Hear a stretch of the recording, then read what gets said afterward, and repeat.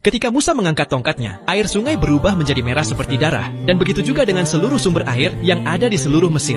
Semua ikan mati, bau busuk menyebar, namun Fir'aun meremehkan hal tersebut. Setelahnya, jutaan katak muncul ke daratan, memenuhi setiap jalan dan setiap tempat hingga istana. Saat katak-katak itu mati, bangkainya dipenuhi belatung, dan dari sanalah muncul jutaan lalat yang mengganggu kehidupan mereka, membuat banyak makanan menjadi busuk. Hal itu menimbulkan wabah penyakit yang membuat orang-orang dipenuhi bisul dan nanah. Fir'aun berdoa kepada para dewa, namun keadaan semakin memburuk. Hewan-hewan ternak mereka mati satu persatu. Bangkainya berserakan di mana-mana. Fir'aun menemui menteri, namun tak ada yang bisa mereka perbuat. Kemudian cuaca berubah. Hujan es meluluh lantakan negeri itu. Orang-orang berlarian mencari tempat berlindung. Setelah itu, muncul jutaan belalang menghancurkan berbagai tanaman dan cadangan makanan mereka. Fir'aun mulai gelisah, namun ia malah memperburuk keadaan para budak. Pekerjaan semakin keras dan digandakan. Banyak orang disiksa serta mati karena kelelahan. Tuhan pun murka dan membuat kegelapan menutupi seluruh negeri Mesir selama 3 hari. Tak ada bulan ataupun matahari. Fir'aun mulai merasa takut, lalu Musa datang kepadanya, menegaskan agar segera membebaskan kaumnya dari perbudakan. Namun Fir'aun yang sombong tetap menolak hal tersebut. Musa memperingatkan Fir'aun, lalu pergi meninggalkannya. Kemudian, hal yang paling buruk pun terjadi. Semua anak sulung orang Mesir akan mati. Malam itu kesedihan dan jeritan terdengar di setiap rumah. Kematian mendatangi anak sulung mereka satu persatu. Bahkan anak sulung Fir'aun juga menghembuskan nafas terakhir. Fir'aun pergi menemui keluarga Musa. Dalam kesedihan Fir'aun membebaskan para budak dan memerintahkannya agar segera pergi meninggalkan Mesir. Keesokan harinya, Musa bersama seluruh kaumnya pergi berbondong-bondong meninggalkan Mesir. Fir'aun yang terus meratapi kematian anaknya, mulai berubah menjadi marah dan dendam. Ia memerintahkan agar segera mempersiapkan pasukan besar untuk mengejar dan menghabisi Musa beserta seluruh kaumnya. Sementara itu, Musa dan kaumnya telah sampai di tepi laut. Mereka bingung karena tidak ada jalan lagi, sehingga memutuskan untuk beristirahat di sana. Malamnya Musa berdoa kepada Tuhan, kemudian mengangkat tongkatnya, dan perlahan air laut mulai bergerak. Saat pagi, semua orang takjub melihat keadaan laut yang terbelah menjadi dua.